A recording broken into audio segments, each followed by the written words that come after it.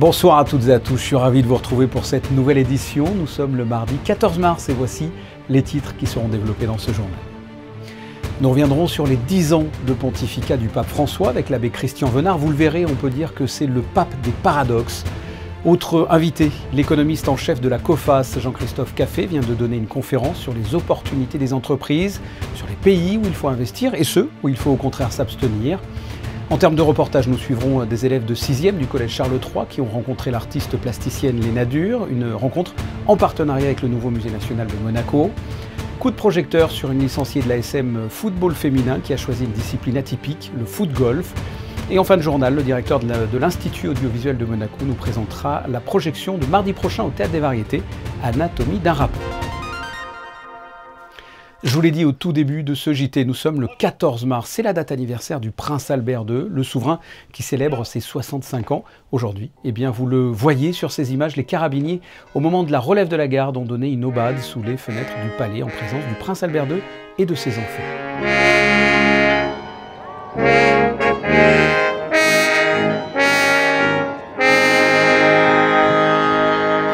Autre date anniversaire, il y a tout juste 10 ans, en mars 2013, l'archevêque de Buenos Aires était élu pape. Le pape François célèbre donc ses 10 ans de pontificat. L'occasion pour nous de revenir sur cette décennie avec le délégué épiscopal à la communication. Voici l'entretien de l'abbé Christian Venard. Christian Venard, bonsoir. Bonsoir Fabien. Le pape François célèbre ses 10 ans de pontificat. Qu'est-ce que vous retenez de ces 10 ans ? Alors, c'est difficile de retenir une seule chose sur 10 ans, mais le pape des paradoxes. Vraiment le pape des paradoxes. Et après, s'il y a vraiment des images à retenir, pour moi, c'est l'image du pape au moment de la crise, la partie la plus terrible de la crise Covid, cette soirée de prière où le pape est seul sur la place Saint-Pierre en train de prier pour le monde entier. Ça, c'est une image qui sort vraiment de l'ordinaire, une image extraordinaire. J'aimerais que l'on revienne sur le paradoxe, justement, parce que c'est intéressant. C'est vrai qu'effectivement, c'est le pape des paradoxes, dans le sens où, par exemple, pour l'homosexualité, c'est un péché, mais qui suis-je pour juger ? Donc, ce sont deux versions un peu différentes. Il y a d'autres exemples, j'imagine. Je pense que ça vient de sa formation jésuite. Donc, un art pour manier, en effet, le paradoxe, pour manier la formule. Bon, c'est un pape qui a donné l'habitude aux journalistes d'être très proche d'eux. Et donc, c'est un pape qui a pris l'habitude, par exemple, systématiquement, de faire des longues conférences de presse quand il part à l'étranger, dans l'avion, au retour. Et ça lui est beaucoup reproché à l'intérieur de l'Église en disant mais il parle à bâton rompu. Et quand il parle comme ça, en effet, il peut être capable de donner voilà, cette fameuse expression « qui suis-je pour juger ?» Et en effet, et il a totalement raison, parce que bon, le Christ lui-même nous dit de ne pas juger notre prochain. Et puis dans le même temps, c'est le pape qui est en même temps, alors là, il serait peut-être très macronien, on dit qu'ils s'entendent bien d'ailleurs, le président français et le pape François, et en même temps, c'est le pape qui est capable, à côté de ça, de faire des documents ou de faire des rappels de la doctrine, notamment sur l'homosexualité, en rappelant que c'est un péché, c'est un désordre, ou sur tout un tas d'autres sujets. Encore tout récemment, le pape est à la fois capable de dire « je lance un grand synode », et puis, au même moment, le pape est capable de sortir un document rappelant, ou de dire à des journalistes que, par exemple, le mariage des prêtres, c'est hors de question, voilà, qu'on n'en parlera pas. Et au final, est-ce que c'est un pape moderne ou conservateur ? Là aussi, il y a un paradoxe. Mais les deux, les deux, si vous voulez, je crois, il est profondément moderne, et lui-même, je pense, aimerait à se définir comme tel. Et en même temps, c'est un pape ultra-conservateur.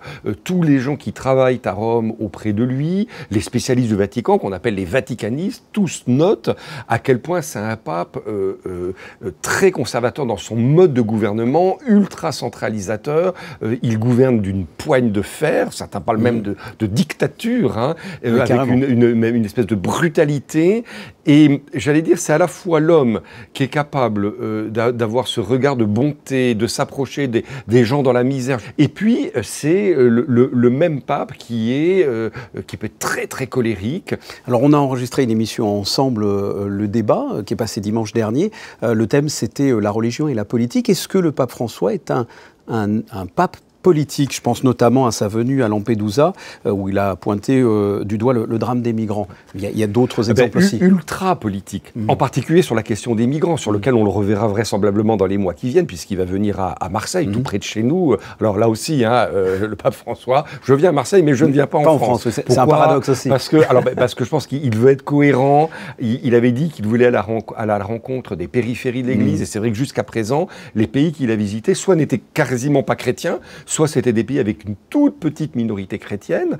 Donc voilà, je viens... Alors donc à Marseille, il va sans doute réaborder cette question, évidemment, des migrants. C'est un pape très, très politique dans sa manière d'agir en interne à l'Église, mais aussi vis-à-vis de l'extérieur. C'est-à-dire, c'est un pape qui est vraiment, descendu dans l'arène politique. Et donc ça, c'est sûrement un des papes les plus politiques, pour le meilleur et pour le pire, là aussi. Vous voyez, pour le meilleur, parce que je pense que ça montre que l'Église, 1,5 milliard, même un petit peu plus, de fidèles à travers le monde, se préoccupe des grands sujets qui touchent le monde entier, et parfois un peu pour le pire, dans la mesure où peut-être ça fait descendre, j'allais dire, l'aura des papes, à un niveau parfois un petit peu compliqué, parce que c'est vrai que le pape, il est comme vous, comme moi, c'est un homme. Les scandales sexuels, alors même s'il n'y est pour rien, les scandales sexuels au sein de l'Église, est-ce que ça restera une plaie ouverte pour Benoît, ça l'est pour lui. Il a fait des déclarations à plusieurs reprises en parlant, il a même eu des mots très très forts, en parlant par exemple des prêtres pédophiles, en disant que c'était véritablement quasiment des satanistes. Il avait eu des mots très très forts. C'est une plaie ouverte pour le pape, c'est une plaie ouverte pour toute l'Église. Je veux dire, on est tous accablés par cela. Je pense que ce ne sera pas fini. Il y en a pour longtemps j'allais dire, un peu nettoyer. Puis en se disant aussi, qu'est-ce que vous voulez que je vous dise, l'Église, elle est composée d'hommes, elle est composée de femmes, pécheurs, pécheresse, et donc jusqu'à la fin des temps, malheureusement, il y aura toujours des risques. Le rôle de l'institution, c'est de faire en sorte de faire que ces risques soient réduits vraiment au minimum et qu'on tienne toujours compte de la parole des victimes. Dernière question, qu'est-ce que, à votre avis, l'humanité retiendra du pape François ? D'abord, une personnalité très forte, sûrement, et vraisemblablement, c'est difficile encore une fois, mais vraisemblablement un pape qui a voulu être vraiment proche justement de l'humanité, qui a voulu se rendre proche de toutes les misères du monde. Et pour finir un peu ce par quoi on avait commencé, je crois que c'est aussi ça qui l'avait motivé quand il a fait cette cérémonie si belle et si symbolique sur la place Saint-Pierre en plein Covid, pour se dire je veux être proche de l'humanité tout entière qui est en train de souffrir. Christian Venard, merci. Merci. Et puis à noter que le pape François a institué depuis plusieurs années les 24 heures pour le Seigneur dans tous les diocèses du monde. Les fidèles catholiques sont invités à venir adorer le Seigneur dans son Eucharistie. Cette démarche s'inscrit durant le Carême. C'est une prière pour plus de justice, de paix et d'amour dans le monde. Le 17 mars et durant 24 heures, le diocèse propose en l'église Sainte-Dévote, à midi, une messe d'ouverture. Et pendant 24 heures, l'adoration continue du Saint-Sacrement et la possibilité de se confesser. Et enfin, le 18 mars, à midi, une messe de clôture sera présidée par l'archevêque Monseigneur David. Comme chaque semaine, le bilan sanitaire, le taux depuis plusieurs semaines reste faible. Il est de 18 pour 100 000 personnes et 7 nouveaux cas ont été révélés positifs à la Covid-19 la semaine dernière. Restons dans le domaine médical avec le papillomavirus. Quelques chiffres, 600 000 cancers par an dans le monde et 250 000 décès prématurés dus au papillomavirus. La vaccination pour les jeunes filles et les garçons à partir de 11 ans est donc très importante. Écoutez à ce propos le professeur Franco Boruto.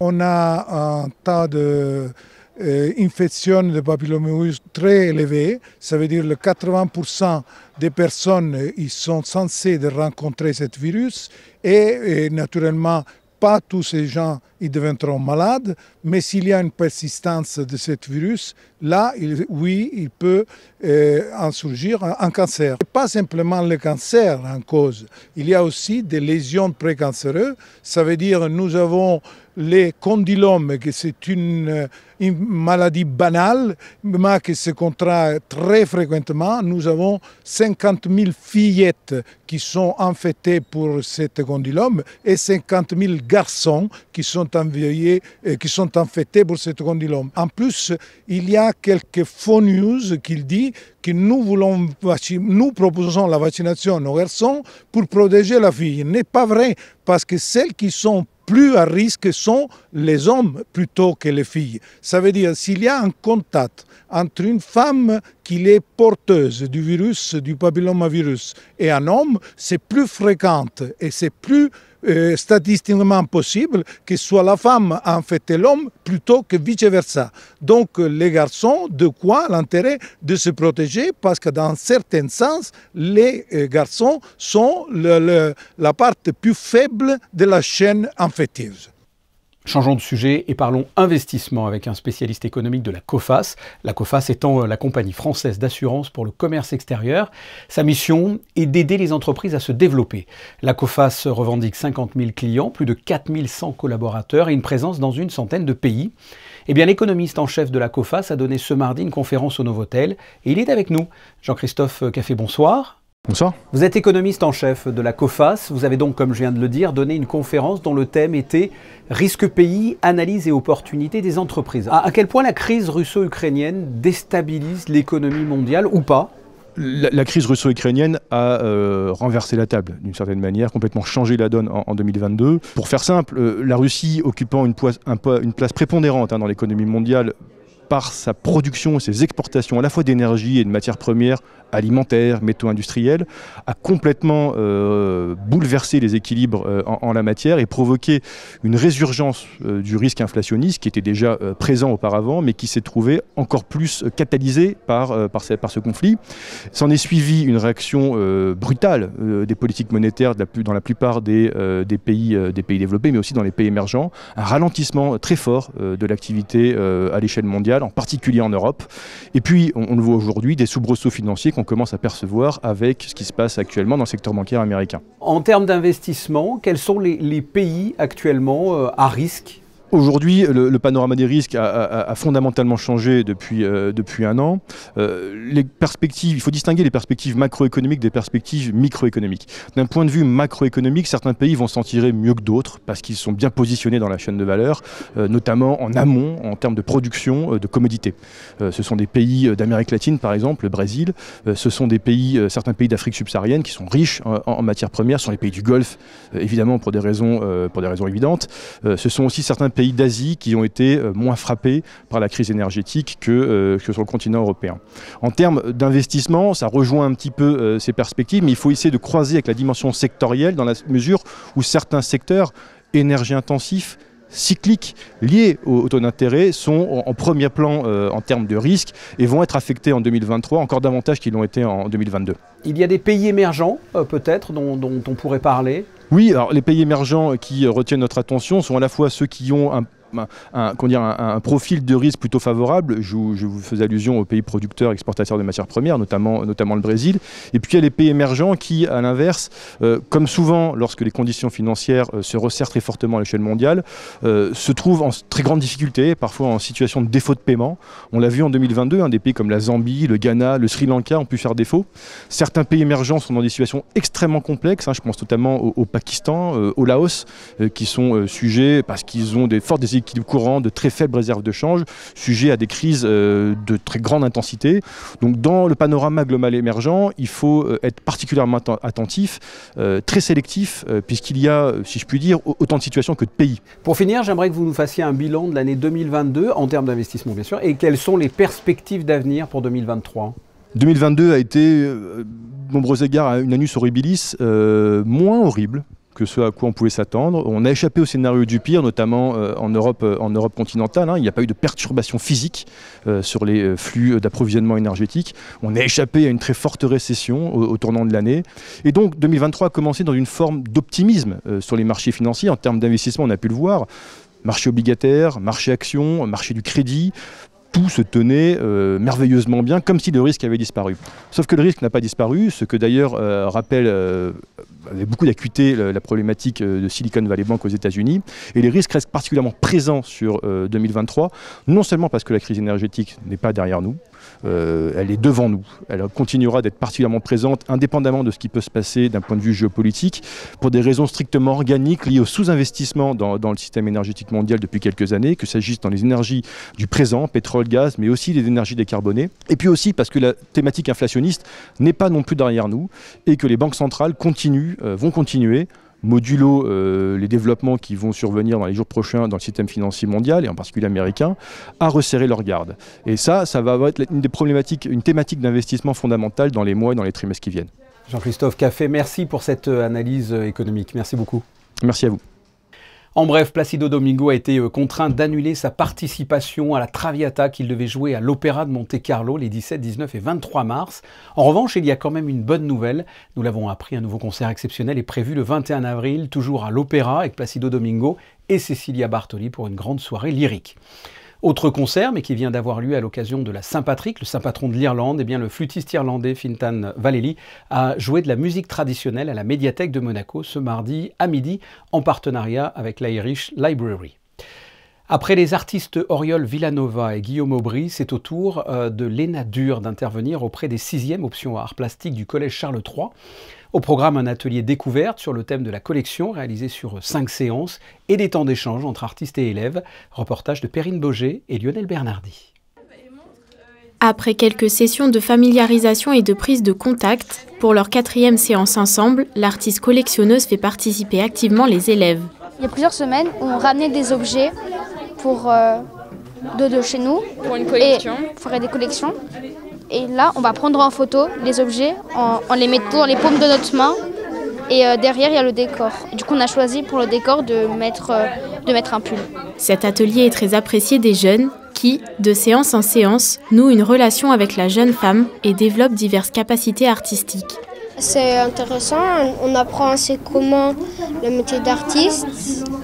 Aussi, on sait, elle nous apprend des choses, comme elle collectionne des choses, beaucoup de choses. L'objectif de cette résidence d'artistes, sensibiliser les élèves sur la notion de l'art et sur la pratique de la collection. Ils ont tous des objets qu'ils collectionnent et en fait, en réalité, peu importe les objets avec lesquels ils viennent et qui viennent engager, l'idée c'est davantage la notion de partage, de communication, de leur passion, de leurs intérêts, de la façon dont ils vont engager ça, à la fois à travers la parole, parce que c'est comme ça que ça s'engage dans un premier temps, et ensuite visuellement. À la fin des 5 ateliers proposés par l'ENA, les collections présentées par les élèves feront l'objet d'une restitution publique dans chacun des établissements, pour un temps éphémère. C'est un coup de tonnerre pour la Roca Team. On vient de l'apprendre, l'AS Monaco a annoncé la suspension temporaire de son arrière américain, la star de l'Euroleague, Mike James, pour violation des règles internes du club. Mike James sera donc absent de l'entraînement alors que l'équipe continuera sa préparation pour la 29e journée de saison régulière d'Euroleague. Plus réjouissant, connaissez-vous le foot-golf? Ce sport mélange du football et du golf, et il est en pleine expansion. Au printemps se tiendra la 3e Coupe du Monde de foot-golf. Une licenciée de l'AS Monaco Football féminin y participera. Yannick Debever et Sylvain Péroumal ont été à sa rencontre. Chaussures, chaussettes, shorts, ballons, tout l'attirail de la footballeuse est là, au milieu d'un parcours de golf. Pour Laetitia Caudron, fini les cages de foot, c'est désormais des trous qu'elle vise dans sa discipline que l'on appelle le foot-golf. J'ai joué pendant très longtemps au foot, pendant une vingtaine d'années.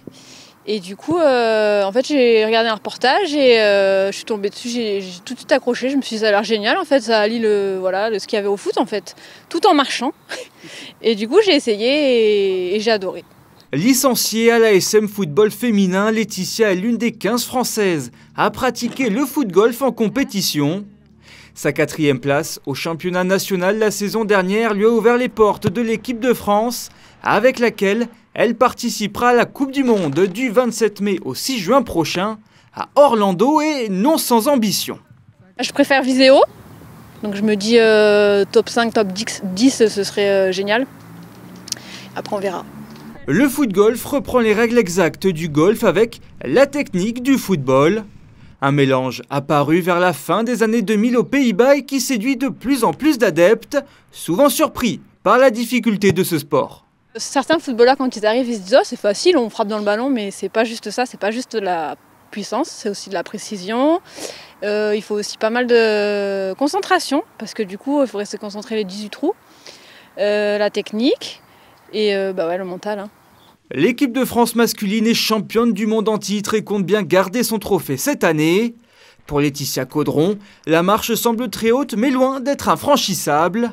Et si une joueuse de la SMFF s'affichait sur le toit du monde en mai prochain, le rêve est permis.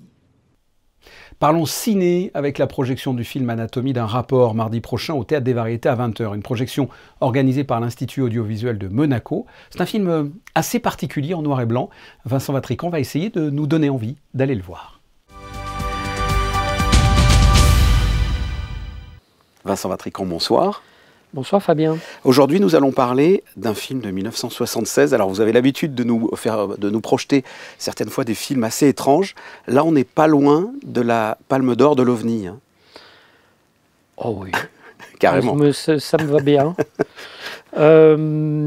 Effectivement, c'est peut-être tout ce qu'on peut imaginer de possible au cinéma comme contre-pied d'un récit, d'une fiction, puisque c'est un film tourné par Luc Moulet, sur lequel je reviendrai, oui, absolument. Qui joue le rôle principal et qui est lui-même et qui va parler de sa vie intime. Donc c'est quelque part, on pourrait dire un non-film dans la mesure où il raconte le quotidien d'une personne et pas n'importe quel quotidien, sa vie amoureuse et sexuelle. Anatomie d'un rapport, donc c'est le titre du film. On est d'accord que c'est quand même assez mal joué, et je pense que c'est même fait exprès. Pleinement, ça fait partie du contre-pied, voire peut-être même du bras d'honneur de ce film à l'industrie du cinéma, que de volontairement jouer le non-jeu. C'est-à-dire que les deux acteurs jouent parfois face caméra, les dialogues sont la plupart du temps improvisés, si on bafouille, on ne refait pas la prise, et effectivement, c'est le parti pris, c'est-à-dire on est dans un quotidien qui est filmé, mais qui n'est pas joué. C'est justement cette ambiguïté-là qui, je trouve, dans un premier temps, vous le relevez, aura plutôt tendance à surprendre et un peu agacer le spectateur, mais s'il se prend au jeu... Ça l'amuse après. Absolument. Et c'est un film qui est vraiment très ironique sur ses personnages et donc sur Luc Moulet lui-même, se filmant dans des situations qu'on n'a pas l'habitude de voir au cinéma. Mais qu'est-ce qui vous plaît justement dans ce réalisateur et ce comédien Luc Moulet ? Alors Luc Moulet, il faut savoir que c'est un cinéaste de la Nouvelle Vague, puisqu'il a l'âge de la Nouvelle Vague, il a grandi et filmé au temps de la Nouvelle Vague, même si les histoires du cinéma n'ont pas vraiment retenu son nom, comme évidemment les Chabrol, Truffaut, Romer ou Rivette, mais il a été critique de cinéma, critique au cahier, et plutôt une excellente plume, mais lui-même a toujours voulu se mettre en marge de la production habituelle du cinéma et revendiquant d'ailleurs sa propre économie du cinéma. Il est son propre producteur, très près de ses deniers, donc surveille les dépenses, il va à l'économie. Voilà, c'est cet en plus, équilibre. on n'est pas dans un blockbuster, il ne se passe pas grand-chose. Très peu de décors, tout est quasiment filmé dans une seule pièce. C'est pour tout public, c'est pour un public averti. Public. Moi, je ne fais pas de restrictions. Le film n'a pas été censuré à l'époque. Je ne vois pas pourquoi il le serait aujourd'hui. Allons voir Anatomie d'un rapport. Merci Vincent. Merci Fabien. Et tu t'es déjà occupé de mon sexe, toi? Peut-être que tu sais même pas où il est. D'ailleurs, ça m'étonnerait pas que tu le saches pas. La plupart des mecs ne le savent pas. Le message est passé. Je propose une idée sortie. Le 18 mars, l'Office national des forêts organise en partenariat avec la Principauté de Monaco et la commune de Roquebrune-Cap-Martin une animation gratuite sur le thème « Bonne santé et bien-être ». L'objectif étant de faire prendre conscience au grand public de l'importance de la forêt. Pendant 1h30, les agents de l'ONF vous proposeront une balade au départ de Roquebrune-Cap-Martin avant de rejoindre le Mont Gros via un sentier de randonnée pour admirer une vue imprenable sur la Principauté et la Méditerranée. Vous avez un QR code pour vous inscrire avec 6 créneaux différents tout au long de la journée du 18 mars. Un point sur la météo avec Christinda Thomel avant de refermer ce journal. Bonsoir Christinda. Quel temps va-t-il faire demain ? Bonsoir Fabien. Mercredi, le temps qui s'installe sera généralement clair, mais tout au long de la journée, quelques passages nuageux sont prévus. Une journée dans l'ensemble ensoleillée, avec des températures de saison. Le thermomètre oscillera entre 8 et 14 degrés. Le soleil se lèvera à 6h41 et se couchera à 18h37. Demain, nous fêterons les Louises. Ah, merci Christinda. Le Printemps des Arts bat son plein. En ce moment même, sur plusieurs sites en principauté, eh bien, les photographes de la rédaction ont trouvé dans leurs archives les photos de l'édition 2005 du Printemps des Arts que nous vous proposons ce soir. C'est la fin de ce journal. On se retrouve demain, même heure, pour une nouvelle édition. Passez une excellente soirée et portez-vous bien.